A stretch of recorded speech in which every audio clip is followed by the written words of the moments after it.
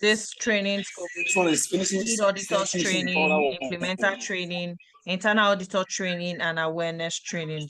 It would mean a lot to us if we can be muted, as it would help us communicate more freely and clearly. We also have a lot of organizations that we have certified. We have ACI Holdings, Maya PLC, PCN, that's Pharmacy Council of Nigeria, Cybernetics Oil and Gas, Alpha Pharmacy and Store Limited, amongst a lot others, which we can't be mentioning names. But this is to tell you that, okay, if you're thinking, oh, who have you provided this service for, to make me know if I can do business with you, if I can reach out to you to get certification for my organization from NGCL. So that is just to tell you that we have a lot of organizations that we have partnered with to help your management system certification. NGCL prides itself in its affordability par excellence. The affiliation that we have with the Nigeria's foremost BMO, which is NECA, Nigeria Employers Consultative Association. And we're very customer centric and we provide value added service. So you will be doing your organization a favor if you decide to make NGCL your certification body. Okay, so at this point, it's important for you to know who is speaking to you, and I would also love to know who you are. First, I would want to introduce my boss, Mr. Norua Edopolo, the acting managing director of NGCL. He could just say hello. You will hear from him later on at the end of the session. Sir, could you just say hello? Hello, everybody. Good morning, and thank you so much for joining us. Thank you very much, sir, for being on the call. I am Adobe Chibuzo. I am the Certification and Training Manager for NGCL. I know it might take a lot of time for us to start hearing from you vocally, individually, telling us your name and all of that. But please have it at the back of your mind that we really want to know who you are. We want to know who is on the call, want to know who we're partnering with, want to know who is consuming our content. I think it would also be quite helpful to us in putting together the sessions that we bring to you, because it's to your benefits, it's not to our benefits per se. So we want to know who you are. Kindly share your name and the organization which you are in. It would also mean a lot to us to know your position. Okay, so I expect to see Adobe Chibuzo from NGCL. I am the Certification and Training Manager. So just put it in the chat box, and would really appreciate that and would say hello and welcome to you.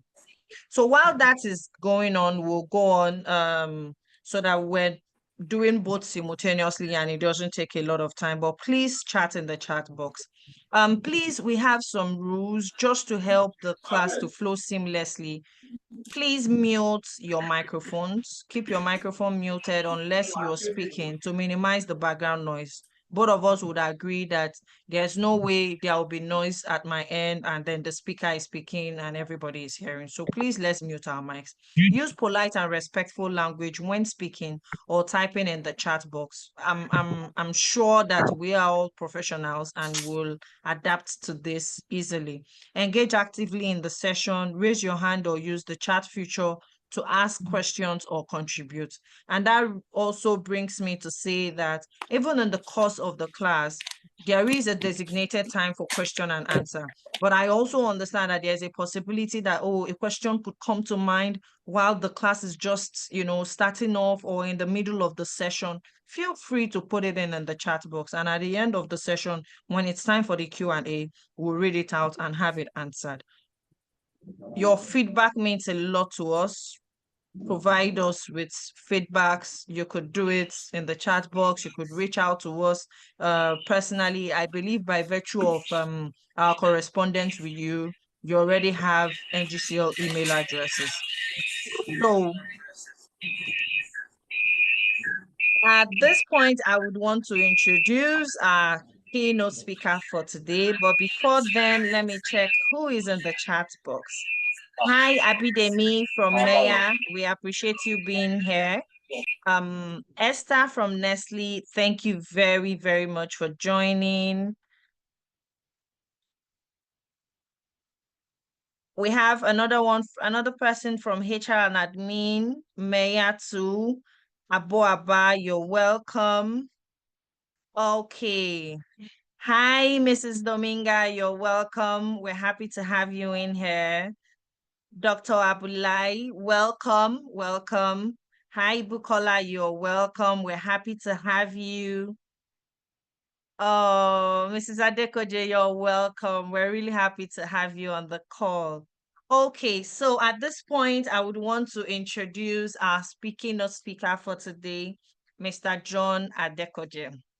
Mr. John Adekoje is a highly experienced quality management systems professional with extensive expertise in ISO standards, process improvement, and corporate leadership. He is currently a non-executive director at Morrison Industries PLC and a lead auditor and tutor in quality management systems, where he has successfully trained and guided numerous organizations in implementing and maintaining ISO 9001-215 and other management systems.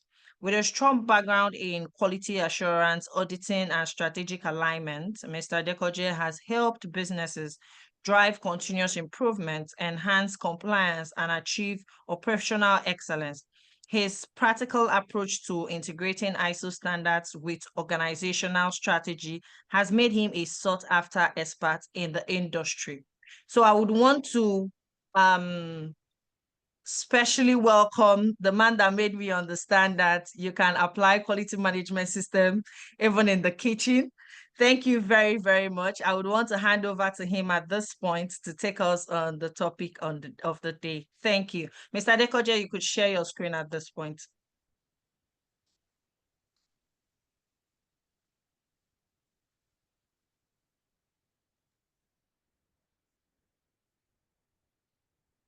Hi, Mr. Adekoje, can you hear me? Okay, thank you. I can see your screen is coming up.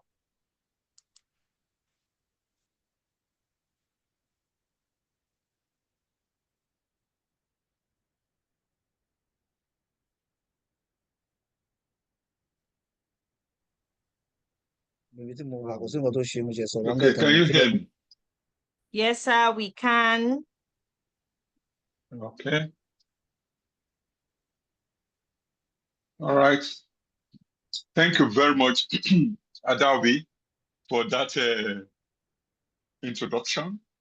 I'm so glad to be. It's a privilege to come on and share a few of those things that I know and to also learn from the participants.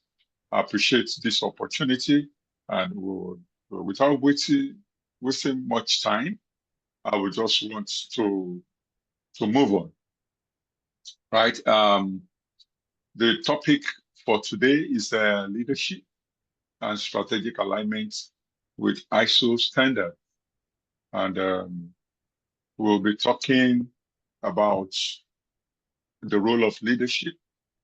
And as an outline, I'll be talking about, in form of introduction, ISO standards, a few comments on ISO standards and what it has to do with leadership, strategic alignment in line with the topic. And then later on, we'll talk about leadership in ISO standards and strategic alignment in ISO standards and key takeaways, conclusion, and then we just share knowledge.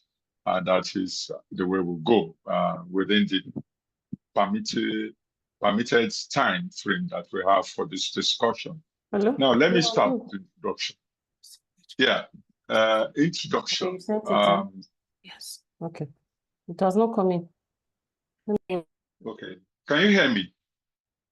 Am I laudable, please? We can hear you loud and clear, sir. We can hear you. Oh, okay. Thank you very much. Yeah. Now, I want to say about ISO standard. Well, maybe the basis, because I realized that there could also be some people or there's an organization that might not have that background. So ISO is an international organization for standardization, right? Because the way that's what it means, and that's how it is interpreted, not international standard organization. So I want us to have that basic understanding. It's a worldwide federation of national standards bodies. So many countries are involved, and they build their standards harmonized before the standards are issued, right? It provides a framework. It provides a framework to enhance quality, efficiency, and risk management. When we look at the ISO standards across, you will discover that yes, the way to do things are done properly, and then you put some things in line to be able to do what needs to be done correctly. And amongst other ISO standards, there are so many standards, and I would just want to give a few examples. The one we're talking about, the one that forms the framework on which this discussion will be mounted, is ISO 9001, which is the quality management system, right? The quality is the basic things and that is applied. It is on this platform that so many other standards are built. Sometimes you even have integration. You want to integrate ISO 9001 into other standards on the way you're doing things, right? Another example is 14001, which is the environmental management system, right? It has to do with the environment where you work. You will agree with me that any environment where you work needs to be conducive for progress and for management or decisions to be taken appropriately and for success in business. The other one I would like to mention is so 45,001, which is the occupational health and safety management system, right? Another one is the information 2000, also 27,001 management, which is the information security management system. You know, all these are very necessary. These are just the basic examples I can give now, right? Now,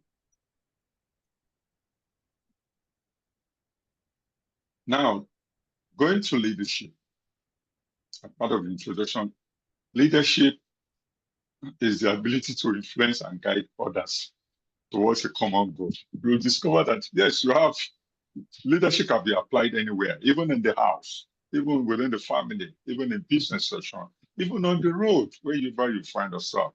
When you see how the leaders are applied, it is applicable. What does leadership entail? It entails motivating. When you find a leader is there, it motivates others. It goes on. Say, okay, this is what you can do it, you can make it, motivating and providing all that is needed, right? It inspires others. When a leader, sometimes you see a lot of people surrounding a leader. It has a sense of inspiration. It comes from the back and stays in the front, and then people see him do things. It empowers. It also empowers. Leadership involves empowerment. You can't say, okay, I put you in this position without allowing you to do what I expect you to do. Most of the time, I come in and inspire. You want to lead that person to see how he will do it. Let him make mistake, and then you correct in a very subtle manner so that he will know that it's appreciated, right? And it also involves setting a vision, making decisions, and fostering collaboration to achieve success. A leader knows where it's going. He faces that direction. He sees the end of where it's going, and he puts it across. And then he says, okay, this is what we're going to do. I can see ahead. He sees ahead of everyone, and then puts all those decisions and put it out to the understanding of the people that are around. Now, as a form of introduction, strategic alignment, right? That is a process, it's a process of ensuring that all aspects of an organization, or everything that has to do with organization, puts together, right? Including the goals. What is the goal of the organization? The organization has a set goal and probably put a timeline to it. This is where we want to be by the end of 2026 or 2025, the year we are in. By December, we want to be sure, we want to be here. We want to be able, if you are introducing a new product, you put it together. So by December, we want to have this product on the shelf. And everybody keys into it. What is my own contribution to making sure that that product is on the shelf? And then the leader provides the resources. What are those resources that are needed in order to be able to achieve that goal, right? They also have the activities, you line up the activities and all of those things that needs to be done in getting to that goal. So all of these are coordinated and in harmony because of the overall strategy where you are going. All of those things were put together. It also involves aligning departments. You know, you have processes, right? You have activities within an organization. And let us remember that, yes, there's every activity that is identified within an organization. It's a process. And that is where you have the process approach, which we all bring into planning things, no matter what it is, no matter how small. Just like Adobe was saying a while ago, that yes, quality management system can be applied. And where do we see it? You look at the process. You look at the process of what you are doing. You look at the activity and it forms a process. And then you build a plan, do check circle around it. So it involves aligning departments, involves the teams within an organization, all the processes and systems. Everything will be brought together in order to achieve that strategic vision that top management has put in place. Now, leadership in ISO standard, just as I said earlier, the framework of which I will be building my discussion in is ISO 9001, right? But I will look at what other standards put in. But ISO 9001 emphasized leadership.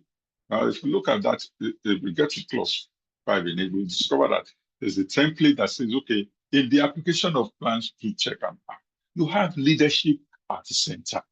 You have all other clauses or all other sections of the standard involves around leadership. There's no area that you will point out to that does not involve leadership. Is it the support and operations that will be needed? Support involves HR, team, development, competencies, you know. It is leadership that will also provide it. And then what do you do? Even during performance evaluation, it is leadership that has to do. So ISO 9001 and other ISO standards emphasize leadership in all areas, planning, improvements, and support and operations, as I've said earlier. So they all emphasize leadership. So leadership role in ISO 9001 compliance is significant to business success, right? We discover that the role of leaders is important in achieving this business success. Going to the first one, you have what we call the context of the organization. Context of it, and that's where it comes in. That's where the leadership will have to identify the issues within the organization, the issues outside the organization, which includes maybe recognizing and appreciating the interested parties like the customers, interested parties like the shareholders of the business, interested parties like even the neighbors you have around you, interested parties like even the regulatory authorities that you have to appoint, interested parties like even the workers that are within the organization. So everyone is important in achieving the success of the business. Leadership in ISO standard also promotes continual improvement. Continual improvements, yes, you always do something, identify the shortfalls, right? Use risk-based thinking to be able to know where you're going next, and then improve on it. Improve on what you have done after checking what has been done. So it promotes continual improvement. There's no end to it. There's no end to it. You can, no matter what you have done, if you've done it very well, let's say, okay, oh, the scorecard says, okay, it is excellent. It's 100%.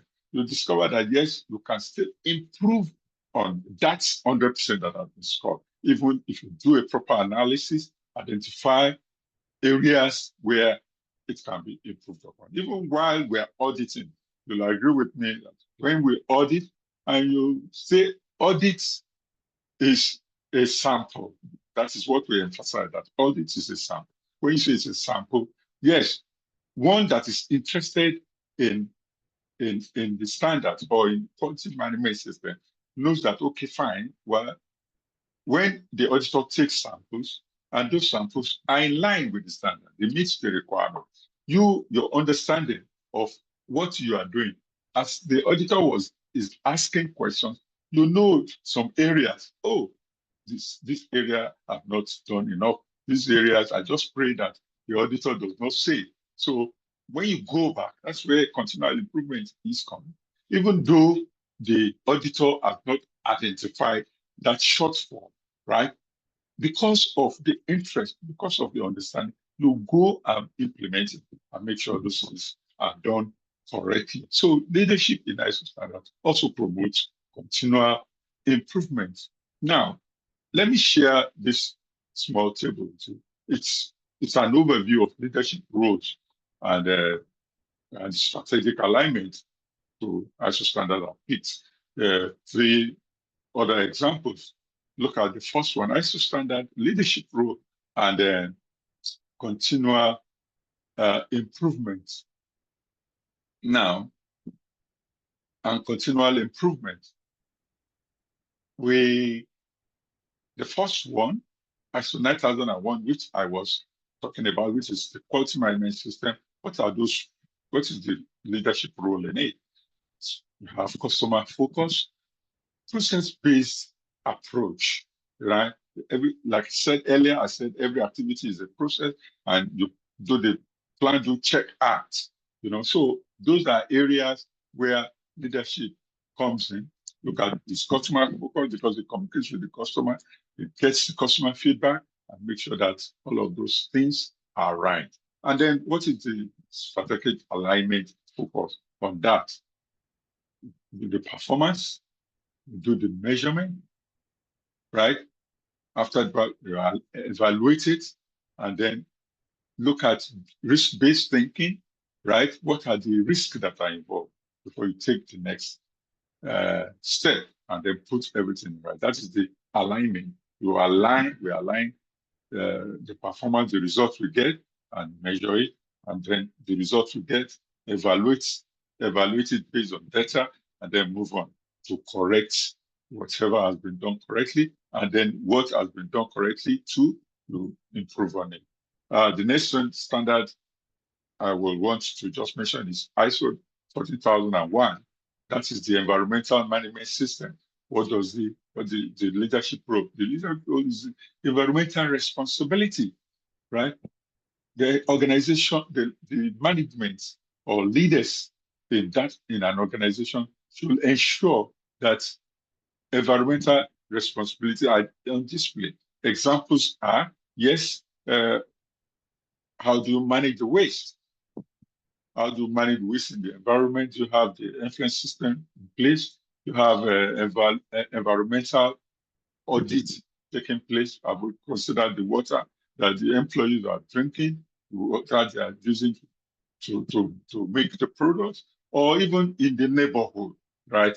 Coming to an organization, getting into an organization, assessment of an organization. When the customer is coming to an organization, the assessment starts from the gate. It starts from the gate. It looks at the environment. Oh, this environment is clean. I would like to work in it. I would like to do business here. I would like to join the organization. So environmental responsibility is the role of leadership, right? In order to be able to do that. And then how do you align it? Sustainable practice to continue to ensure that certain things are done and then they are done. And then they are done properly, and compliance and obligations that are supposed to be on display by management or the leaders.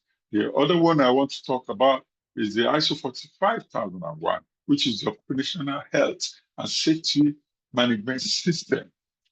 Right. What is the role of leadership in this standard? Right. The employees' well-being. If the employees are not taken care of, there might be error. There might be things that are not. So leadership role is employees' well-being. Example of employee well-being: you have health insurance, health management, maybe clinic in the factory, and to take care of the health of those that are working there. And then while working, the employees' well-being is also key. Yes, they are working and the environment will look at uncomfortable or hazardous application of safety wears in order to be able to prevent the employees from harm. Safety shoes, nose masks, eye goggles, and all of those things that will protect the employee from dangers or from risk or from accidents. So that is what that standard takes care of. And the strategic alignment focus, that is that after identifying the risk, you mitigate against those risks that have been identified and take proper action, right? And then workers are also involved. The key example is how we work at Green. The organization has made an effort to provide PPE, for example, personal protective equipment, and you've discovered that the employee is not using it. He needs training. He needs to understand that, yes, it is for his safety. You are working in a place where there are sparks that are coming up, and the employee has committed, the leadership of the organization, the top management has provided the PPE, let's say like eye goggle, to protect your eye from being damaged from what you're seeing. And the employee or the worker is not putting it on, So the role of the worker there is that he also has to participate. He has to understand that he needs to put that thing on. So that is the strategic alignment focus in the area. The last one I want to just mention is ISO 27001. Which is the information security management system, right? Yes. What is the role? The role of leadership is to ensure that, yes, the data are protected. The data are protected, information are not lost, data don't get to where it's not supposed to be. Discover that, yes, with the influx of AI, we all know that, yes, a lot of data information about organization is at risk. It's at risk with so many things. People will call you. They will call you and say they want to help you. They want to do things. They want information from you, right? So data, information about the organization should be well protected. And that is what the ISO 27001 talks about. So that cybersecurity management. That is our in the cyberspace, the information about the organization is safe. People that are not supposed to get to know some are not allowed, and then that protection comes in. So now, moving to the next slide now.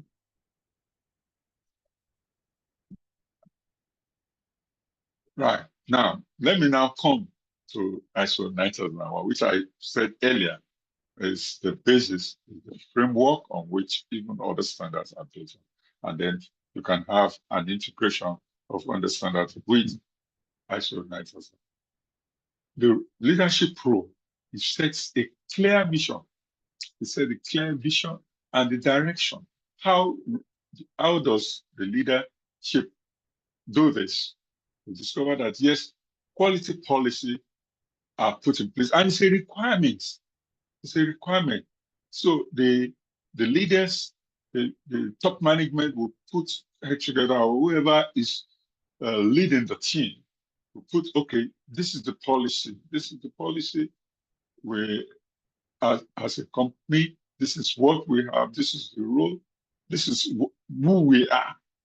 And it is our policy that anybody that comes in must put on the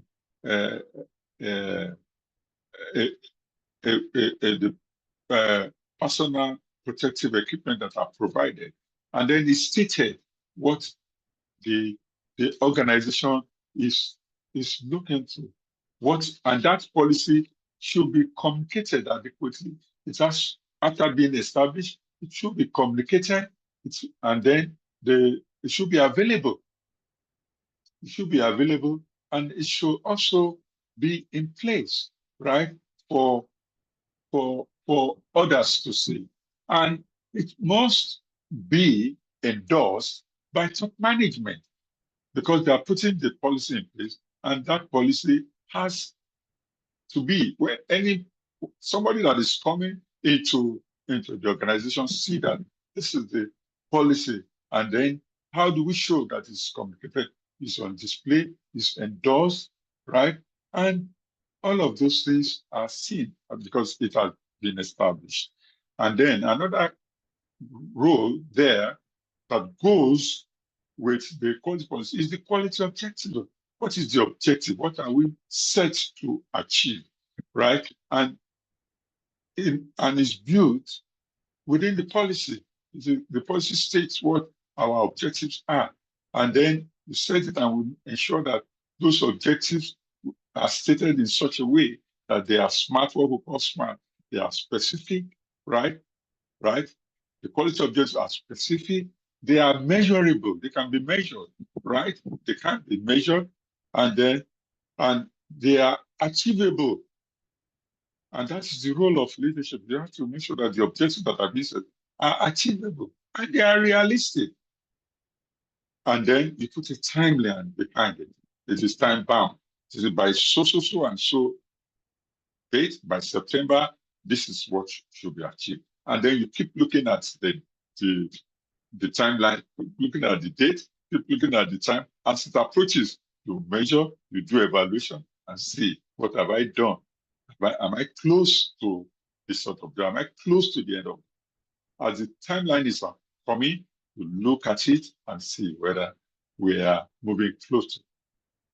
It also integrates into the company's culture, right? How do you do this? How do you integrate quality management system into the company's culture? The structures are there. Top management sits, and each department or each process is headed, and that's where leadership goes in. It builds the key into what top management has considered. After looking at the issues, they come out with a policy, and it's carried out within the organization. Because the structure, you have the organogram, and every person working, every individual working in that organization keys in, and it's tailored down.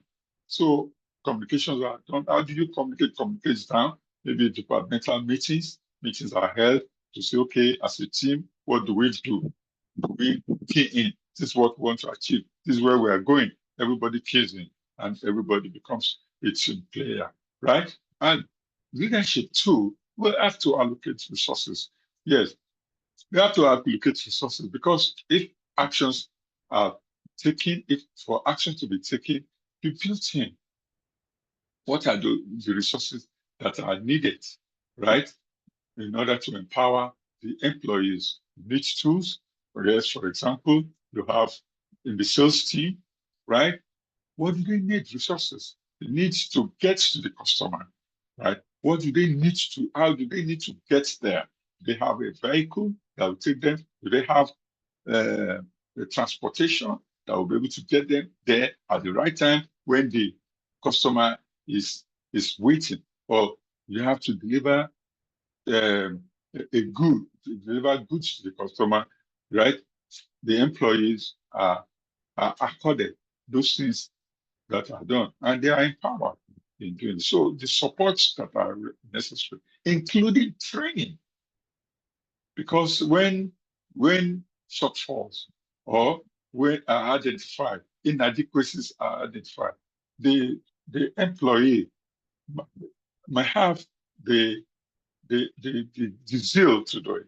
But once it's identified by the leader, say, okay, fine, you can do this. I've identified some qualities in you. I've identified some skills in you, right? But I need to go in this area and then move on.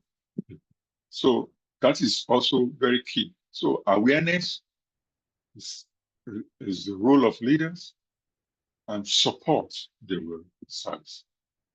Ensure that awareness is key. And how do you do this? Maybe through meetings and all of those things. Now, also leadership role is customer focus. The leaders must be focused because that's the end. That is why we're doing business. We're doing business because the customers are there. If the customers are not there, then there's no business. There's no business. So the leaders should be customer focused. Customer is key. Communicate with the customer adequately. Get the feedback. Right. This service we are rendering to you, how do you see it? Questionnaire are set and data are collated. You want to get to know what are we doing? Are we satisfying you? Is there any need? And discover that yes, it's all over the place from Microsoft. There are so many tools that can be used to get feedback from customers. Now, what should the leader do after all said and done, after communicating, after putting all of those structures in place, right? You want to start to lead by example. Leadership is performance by leadership. You want to look at the leader in your front and make sure that what he has asked us to do is starts from him. How will a leader do this? In the heads of team, in an organization, you have as a requirement internal audits, right? The leaders or heads of department, even top management, should say, okay, fine, audit me first. Audit what I'm doing first, right? When even those who are at the base see that, okay, the leader has subjected itself, what am I doing, right? When the leader has said, audit to start from me, audit me first. And as a team, even when we are auditing, you start from top management. You want to talk with the MD to be able to catch his vision, to be able to catch what the plans of the organizations are. And that's where you take it in, right? So a leader, an MD that is not available, or a top management that is not available during audit, are not led by example. You say put a policy in place, you put an announcement in place, you communicate that, okay, we are going to have internal audit, even though it is internal, right? The top management should create time, should create space for it, and so that if others were okay, we believe in it. And that is why management, top management is key.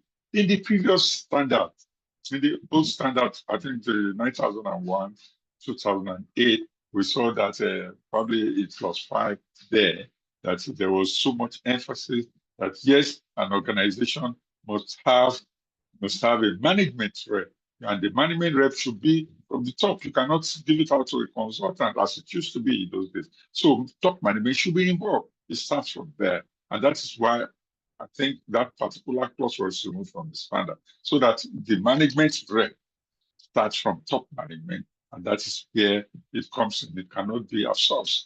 So that's another area. Top management or leaders can lead by example. The areas of management reviews. After the internal audits have been carried out, so many things, top management come. Call it top, you might call it management meeting, but what happens is that you review what has been done, review the results, the outcome of audit, either internal or even the certification audit that has come out, or even if it is second party, it's looked at. Does it fit into the vision that top management has. Where are the plus? Where are the shortfalls? Yeah, those shortfalls are identified, and then resources are provided and say, okay, fine, we'll move it from there in order to satisfy our customer and other area, including even our source processes. So after that, we also foster continual improvement. In that standard, even the last clause, the last element in the standard is continual improvement. There will always be room for improvement. So leadership foster continual improvement. Now, how does strategic alignment is aligned with ISO 9001, right? Strong leadership is essential for aligning business strategy with ISO. If all like I said, the leadership has all it entails, and then you want to align it with what the standard says. So strong leadership is essential. The leaders have to equip themselves. Leaders in developing as a team. There are retreats that I say, okay, most organizations organize retreats at the beginning of their financial year, whichever it is, to say, okay, this is where we're going. What are we going to do? How do we go about it? You put all of those things together and set the goals for the organization, and then you do a review. So connecting business goals with ISO frameworks, for example, understanding organizational context. That is when leaders come together, when top management comes together, heads of department, they come together and challenge themselves on how to improve on the organization. The goals, look at the financial figures, look at what we have done last year. Oh, what do you want to do this year? We put together what are the lessons that we have learned, right, from what has happened, and then we key it into the program. Another thing is strategic alignment with ISO 9001 is identification and management of risk in establishing objectives by aligning quality objectives with strategy direction. Yes, the top management has met and they said, this is where we're going, this is where we want to take it to, right? And then when we meet, we say, okay, we are going on to do this, and then we will put everything together.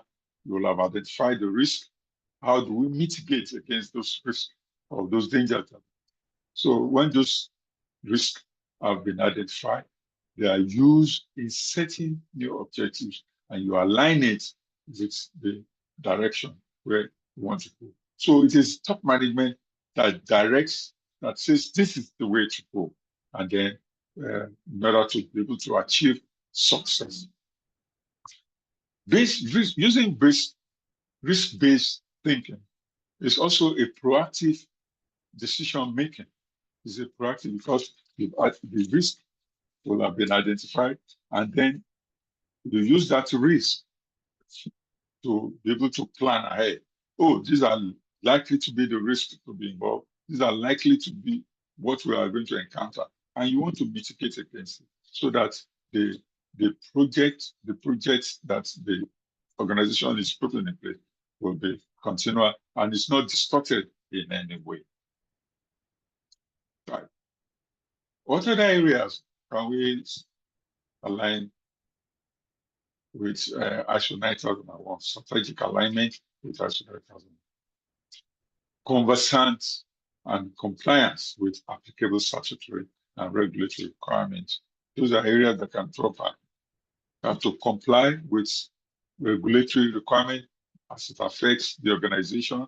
What are those things that needs to be put in place? If you're making a product, the regulation says that, okay, if it is a consumable, even if it's a drug or a pharmacist, it's a drug, and it has to have it has to be registered by our NAFDAC, right? So it's a requirement that needs to be complied with. right? What are those records that needs to be put together, right? And then what are the statutory requirements, right?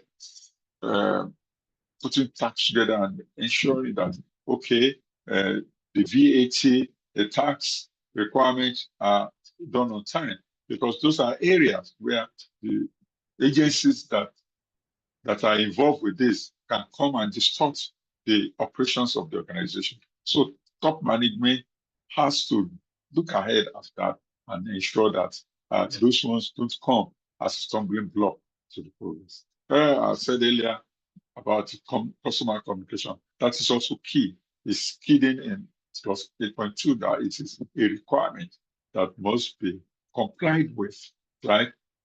There has to be record show that the organization is in tune with its customers, right? Also, information on external providers. Those are people that brings input into what the organization is doing. So in clause 8.4, it is important to get information about those external providers, or call them suppliers of things that will be needed by the organization. Tools, vehicles, raw materials, all the inputs that come into it. There has to be information about those who provide it. Are they the right people? Are they doing it adequately? Are they disturbed? Are they not? Are they in which way are they distorting the process? Anything that will form a stumbling block to the process of the organization. So the way the organization does things is important, and that's why the external providers also need to be evaluated by the organization. That's a strong leadership, because they provide input into what the organization is doing. If they are lacking, if they are slacking, it will affect the progress, the process, right, of what the organization wants to achieve. Right? Another area of strategic alignment with us one is monitoring and measuring performance for adequacy. There's a clause that captures that. Even when objectives are set, you have to monitor to make sure that, okay, the timelines are met. Don't forget that we have used risk-based thinking in order to be able to determine or put the objective together. Those things that we have said we'll do has to be monitored. When they are being monitored, to identify the shortfall, and when the shortfall are identified, they are managed.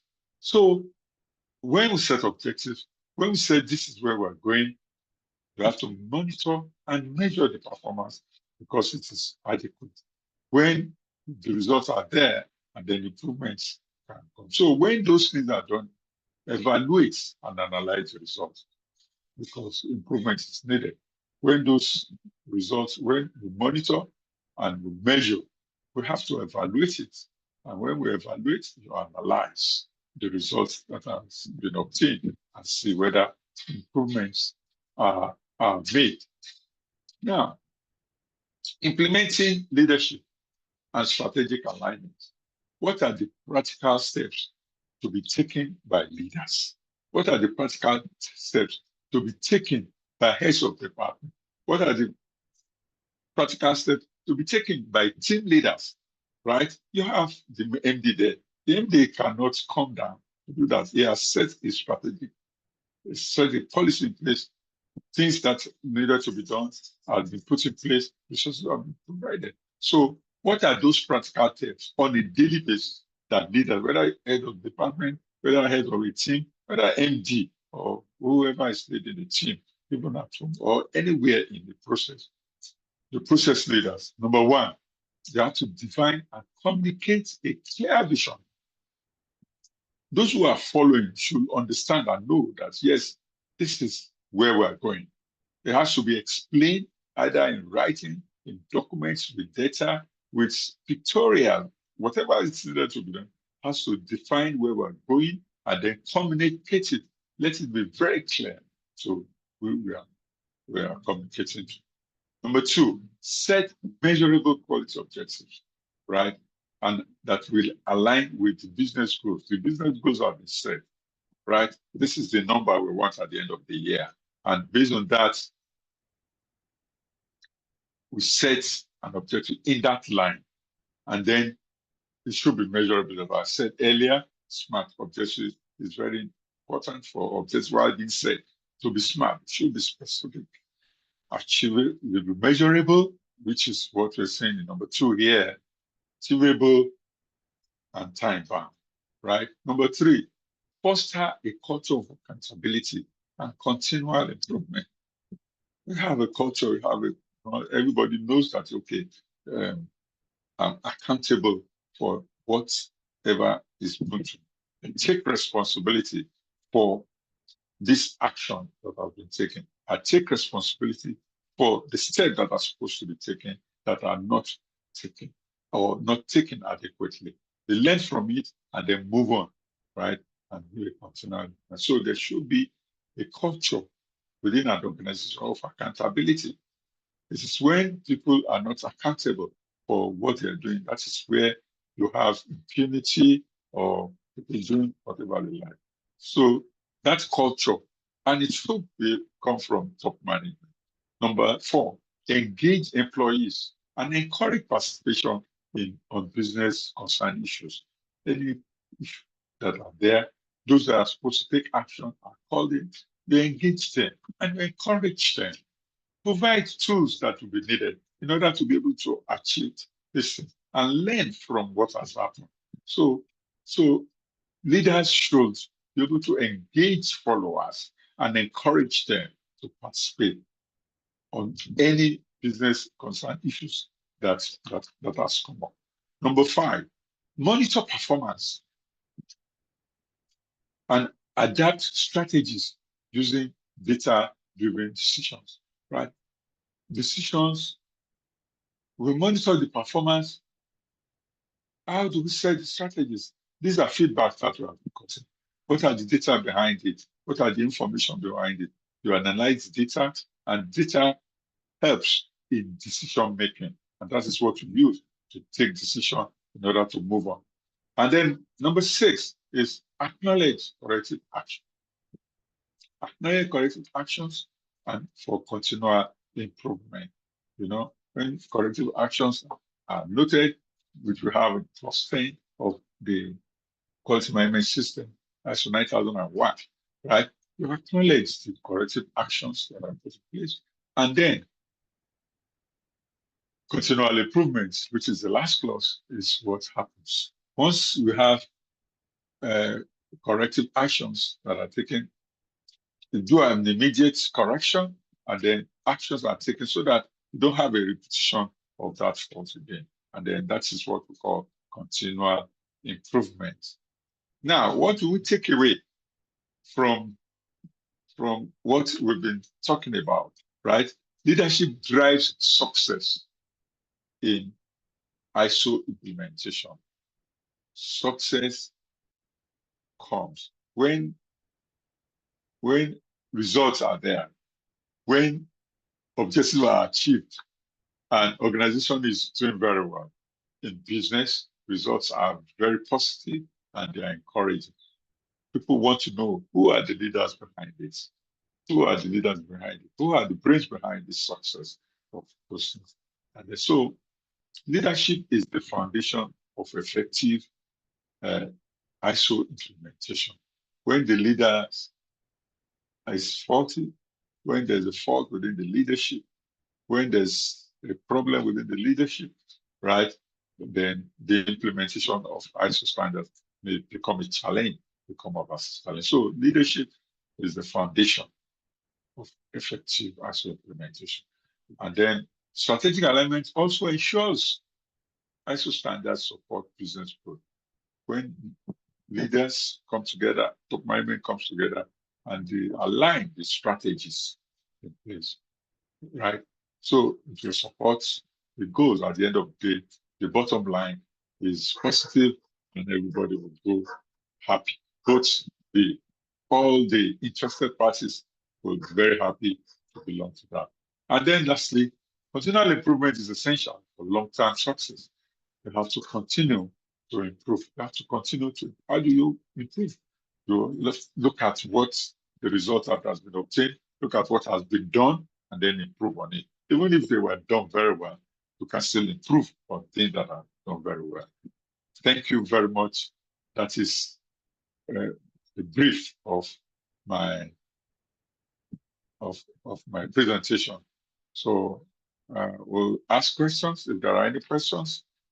We're ready to answer it. Of course, like I said initially, is the knowledge sharing and inputs are welcome and encouraged too. Thank you very much, Ada. Okay, thank you very much, Mr. Adekoje, for that insightful session. You've clearly highlighted how ISO standards drive consistency, efficiency, and continuous improvement in organizations. And at the core of the successful implementation of ISO in an organization is leadership.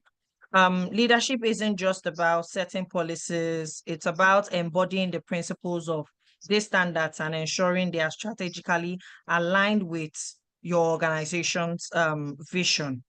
ISO standards, especially those like ISO 9001, emphasizes the role of top management in fostering a culture of quality, accountability, and risk-based thinking.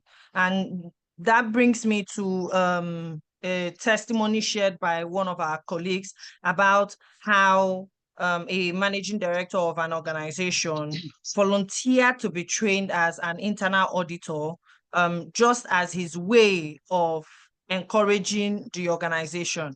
So now, if you know that the MD is coming to audit you as your internal auditor, it's going to make you do the right thing. If you also know as an internal auditor that your MD is your co-internal auditor, it will make you, sit up and do the right thing. So he volunteered to be trained as an internal auditor. He got trained and he started its internal auditing with his colleagues.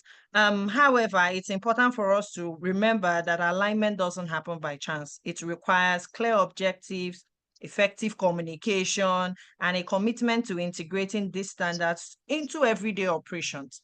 Funny enough, some of these things are things that we're already doing. It's just to fine tune it to align with what the standard expects us to do. And when leaders champion ISO set standards, they don't just tick compliance boxes. They create a competitive advantage, enhance the customer trust, and drive long-term success. With this in mind, I would want us to move on to the Q&A session. Just as Mr. Adekoje said, this is a knowledge sharing session. Even in spite of the fact that we have Mr. John Adekoje at the helm of affairs for today, we expect to hear from you. Share your insights, ask your questions, even challenges that you may be facing in aligning leadership strategies with ISO standard within your organization. Share it. It's an opportunity for us all to learn from each other. And aside Mr. Adekoje, myself, and the managing director, there are also a lot of company experts in the sense of ISO that are on the call this morning. So share it and let's discuss it. So would love to hear from you. Feel free to unmute yourself if you want to say something. You can also use the chat box and I will read out.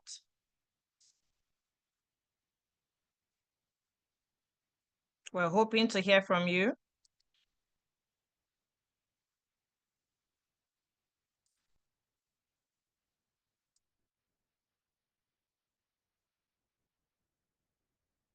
Feel free to unmute yourself, raise your hand, or possibly use the chat box, and I will read on your behalf.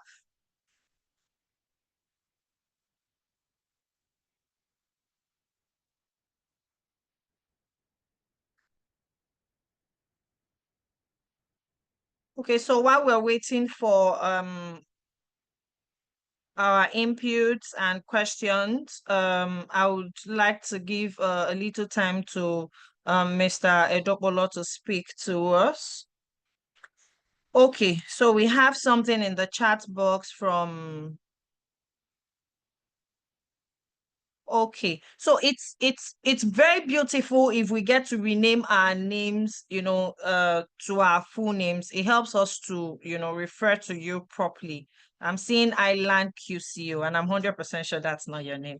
So this person says, thank you for the adding values. I would suggest that the term pepper should be made available in order to be constantly refreshing our memory all the time. Okay, thank you very much. So we have a YouTube channel where the recorded session is uploaded to. All you need to do is go to YouTube and type NECA'S Global Certification Limited. It will show you the channel. Aside that, when we're also sending the thank you email after each session, we also add that to the email. So all you need to do, click on it, and you would have access to everything that was discussed this morning. Hi, Toms. I can see your hand is up. Kindly speak. Toms. I have asked you to unmute. Okay, so while we're waiting for Toms to unmute, Abidemi is saying aligning and complying to all standards begins with the leadership. True. And most leaders do not understand this while they are seen as the problem to the organization. I understand perfectly what you're saying, and that is why we have sessions like this. And I was also quite excited when I saw in the introduction that there were a lot of top management officials that were in the call. So what you do is, if you're on the call, let me give you a tip. If you're on the call and your top management is not here, and you know that he or she doesn't align, go to the YouTube channel once it's uploaded after this session and send the link to him or her and let him or her listen to it. They will have one or two things to pick out. Thank you. Sylvester said, good morning, all. That was a spectacular presentation by the presenter. Thank you, sir. Thank you very much, Mr. Dekoje. Okay, so hi, Adele. Could you go ahead and speak? Okay, good morning. Thank you. Good morning. Okay, yeah, just like you said, my name is Chidi Adiele. I just want to ask a straightforward question, from what the presenter said, it is very clear and glaring that there should be top management buy-in, for quality management system to be successful in every organization, right? Just like what he listed as some of the roles that top management play in quality management system. Some of them like establishing the quality policy, quality objectives, then ensuring that maybe there's management review and so forth and so on. Now, what happens if every effort made to ensure that there is top management buy-in fails? What do one do to ensure that quality management system succeeds in that organization? Okay, so I will let Mr. Dekoje respond, and if I have anything to add, I will. Thank you. Mr. Dekoje, please.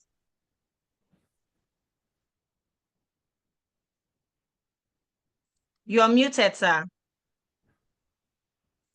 Yes, it's very important. Top management is very important, right?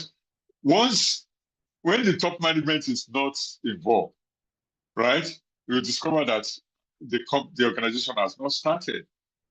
That is, they don't have a buy-in. They don't believe in it, So what we can do is to find a way of encouraging them, right? Starting from top management, the leadership, the managing director, just like Adaobi gave that example, right? You have to have a one-on-one understanding that, okay, quality management system, ISO standard, when you comply with it, the bottom line will improve. I don't think there's any top management or any managing director that's focused that will not be interested in improvement of the bottom line. I want to make what draws quite a number of people back is probably the cost and all of that, but the zeal has to be there. The top management should buy in, otherwise we've not started. That's just my response to it. So Adam, maybe you can add to that. Yes, thank you very much, sir. I started off my career as sorry, Madam Adobe, sorry. okay. I just want to get something straight. It's not Yes. in dispute or in doubt, right? That there Yeah. must be top management buy-in, Yeah. for quality management systems to succeed in the establishment. Yeah. I think that was the first statement I made. But my question Yeah. is, what now happens if there is no top management buy-in? What do we do to ensure, do you understand, that at the end of the day, I don't know the word to use now, to get the top management to repent and become born again as requires, as regards to, having the buy-in required into a quality management system. That's where I'm coming from. Okay. Okay. That's fine, Mr. Dele. So, first thing what I wanted to say earlier was that I started out my career as a marketing expert, and one of the things that I heard at the beginning of my career that really made an impact so far is when you're speaking to a person, most especially maybe a prospect you're trying to get to buy a product or service that you're selling, one thing you must do is to speak their language. Now, leaders care about business impact.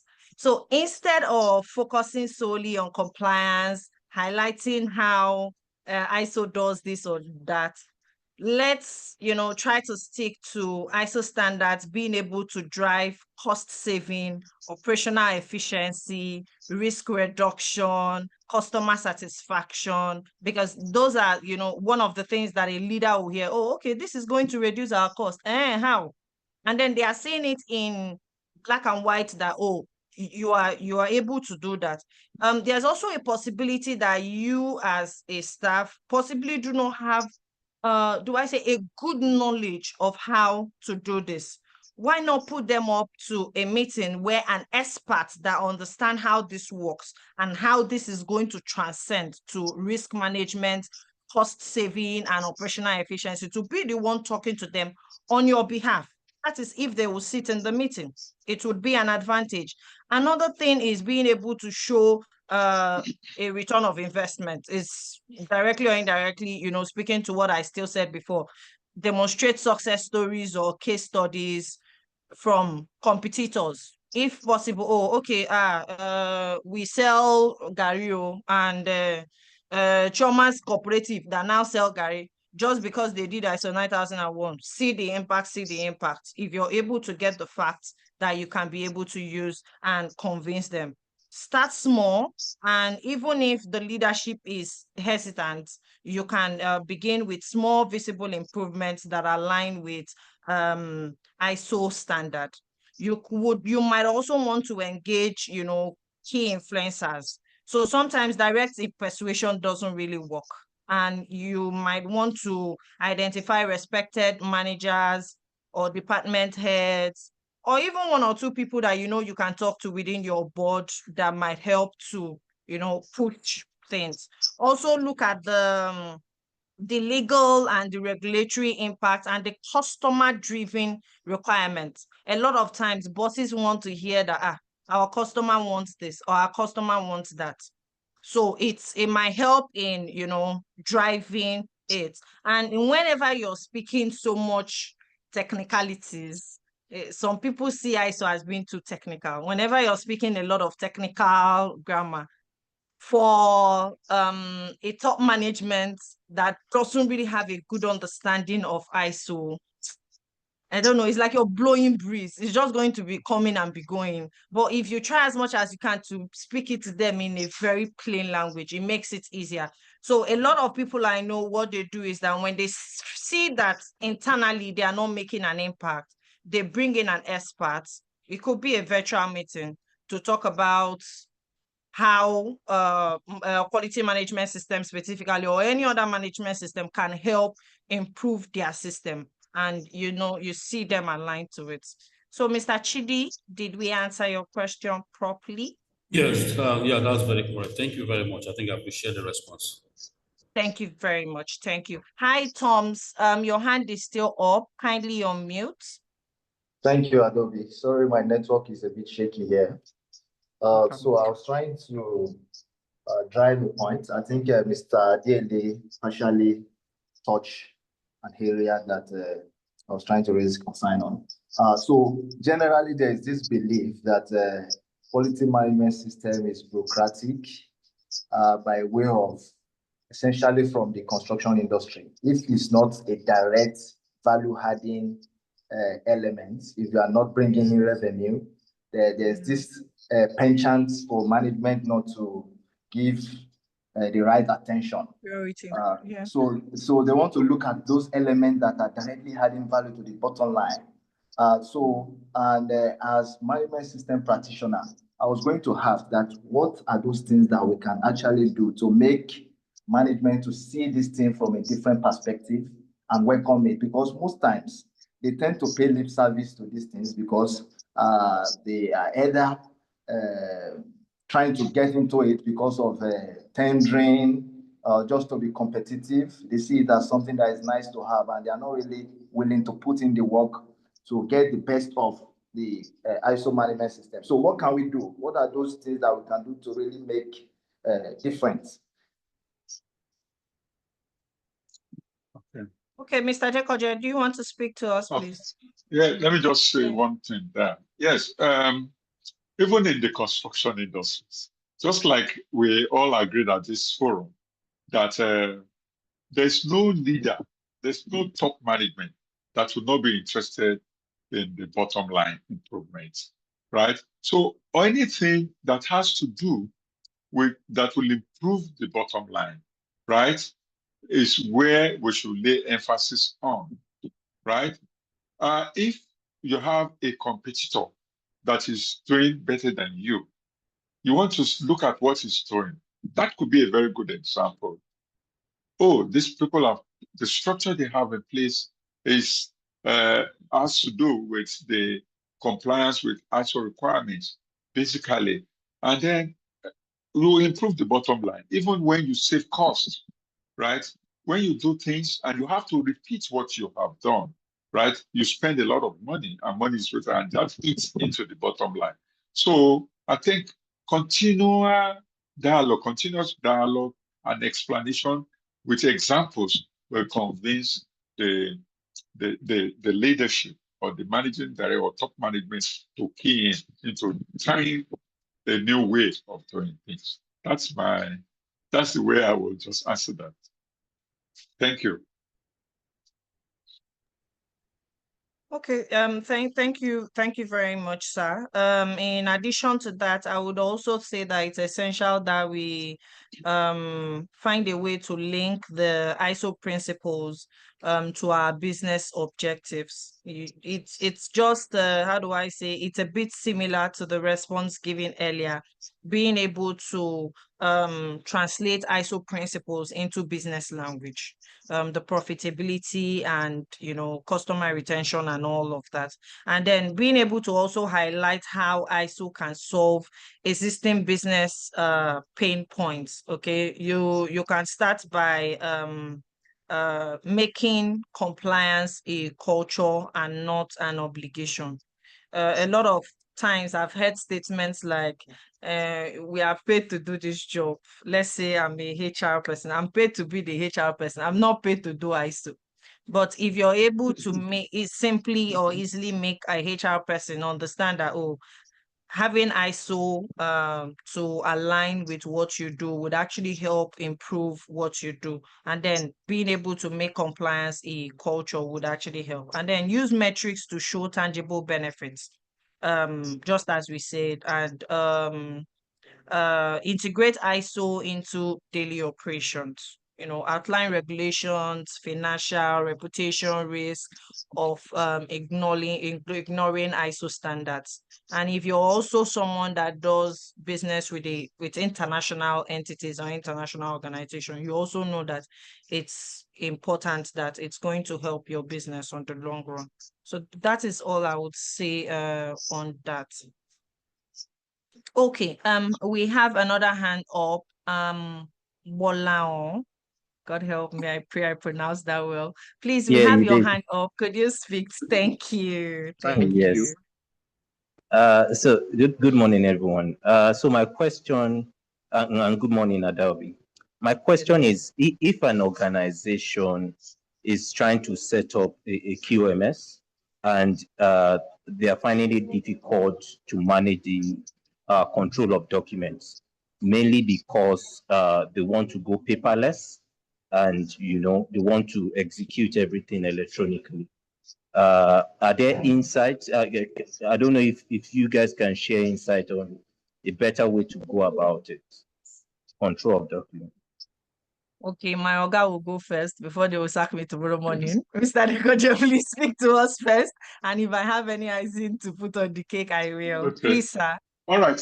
Okay, fine. The control of documents, if you look at the standard, right, on documentation, it can be in any format. You understand? The current standard has made it very clear, right? If you look at 7.5, it says that your documents can be in any form as long as you can document on electronically. In fact, these days paper documentation is getting out of scene. As long as it's there, right? And then how you manage the folders, how you manage the arrangements of all those informations, all the documents, even the objectives and the line, everything can be electronic. All you need is create folders for each one and let it be properly displayed. And those that are supposed to use it, those that will need it, right? Because you need it as a working tool, they also have it on hands. So it's like if the organization is presenting, is investing into a paperless culture, then they should also be sure that everybody is trained to use computer, is trained to know to access those information. Those that need it will be able to access those information. So that's the resources that needs to be provided. With that, it is good to go. Yes, the latest standard does not say that it must be paper. It must be paper. As long as it's there, either it's there electronically, and it can easily be accessed by whoever needs it. That takes care of it. Thank you. So Ada, you can add to that. Thank you very much, sir. Hi, Bolawon. I would want to find out exactly what is the challenge that you're facing. Is it okay for you to share just a little insight? Yeah. Okay, so for the documentation, especially for policy creation, our process, we have some level of authorization. In terms of also distributions, we are supposed to have sign-offs. So it's a bit of a drag compared to when it's paper-based. So that's the major challenge. And, I was just looking at if there's a better way of sharing this information and also having this sign-off, because, some of people in management, especially, sorry, for the elderly ones on the team, they have some challenges. Yeah. So that's kind of the major pain point. Do we already have an electronic system in place? Aside trying to implement QMS, do we have an electronic system in place? Yes, we do. Okay, so what I would say is this is more okay. First of all, Mr. Adekoja had already said that documents doesn't necessarily need to be in hard copy. The most important thing is, are they readily available during audits? Are they being used? Are they updated? That's what matters most. So now what I would say is I understand the concern which you're having, and that's why I wanted to have an insight on what exactly the challenge is.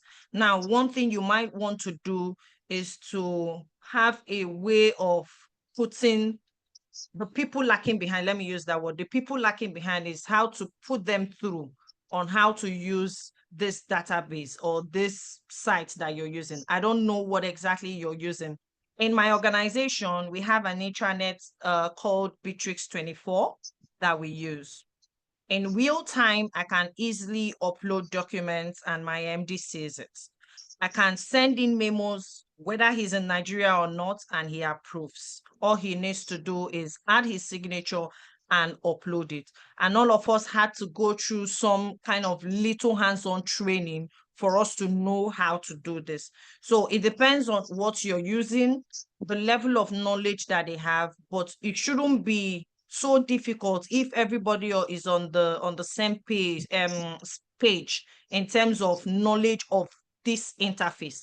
So if you're using this interface already for other documents, it shouldn't be a big deal for QMS documents. However, in order for us not to stretch it so much, if you have any need for further explanation on this, feel free to reach out to NGCL personally, and we'll see how we can help. Okay, that's noted. Thank you very much for the insight. Thank you. You're welcome. You're welcome. Any other question? Okay, sir. Mr. Noru, okay. Mr. Akiri, we have your hand up. Please feel free to unmute yourself and speak. Thank you. Okay, thank you very much. You're welcome. The presenter has actually done justice to the topic of discourse, leadership in ISO standards. And I've taken cognizance of all the contributions and the questions, raised by the previous speakers. The presentation made by Mr. Adekoye, if I'm correct. Also, I've taken a note of the key takeaways and conclusions, with the, perhaps on leadership driving this, the success of ISO standards. So basically, ISO, leadership is more or less divine, while all other issues, just surround leadership, so to say. Now, my question has to do with where we have the leadership in place, being the foundation, already, the policies are already in place. All other things that are needed for the success of ISO QMS 9001, they are already there on ground. Now, if we now have issues, especially with the process owners, I just want you to assist in how do we drive this issue seamlessly, where we have issues with the process. Not management is already in place. Management is actually doing the right thing. Leadership is equally playing his own role. But the process owners now have issues. But if you don't have issue with one process owner, you will have issue with another process owner. So there's no how do I put it? There's no 100% satisfaction that you have, especially with the process owners in driving the quality policy, quality objectives seamlessly. So from the presentation so far made, I've gotten what is required. But now I want a situation whereby we have a recap, especially through ISO 45001 where we have operational management, employee well-being, health insurance, PPE provisions, and so on and so forth, as well as the ISO 27001, information and data protection, influx of AI. I think I captured that when the presenter was making that presentation. Then the cyber security. I want you to just to dwell on those two areas, vis-a-vis having challenges with process owners. Thank you very much. That's just what I want to say, sir. Can I request that it be as brief as possible because of time, if you don't mind? Thank you so much, Mr. Akinri. Mr. Adekoja, sir, as brief as possible because of time. Go ahead, sir. Thank you. All right. Okay, fine. Thank you very much.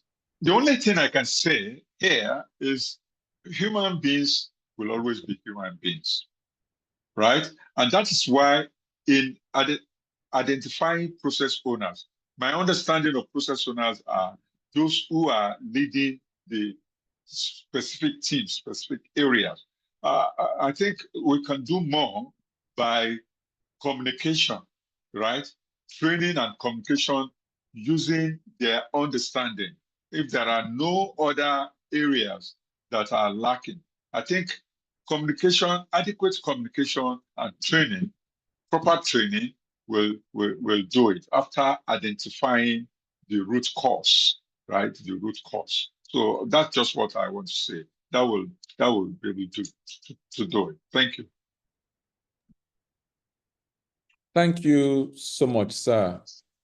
And thank you so much to, okay, Mr. Adekoja, let me start by thanking you for a very brilliant presentation as usual.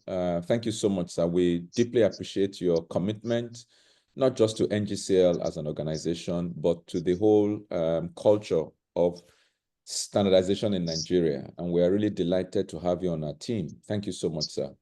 I also want to thank everyone who has joined this call, and particularly those who have, asked questions and interacted. We really want this to be, a program where people actually look forward to it because they will get value.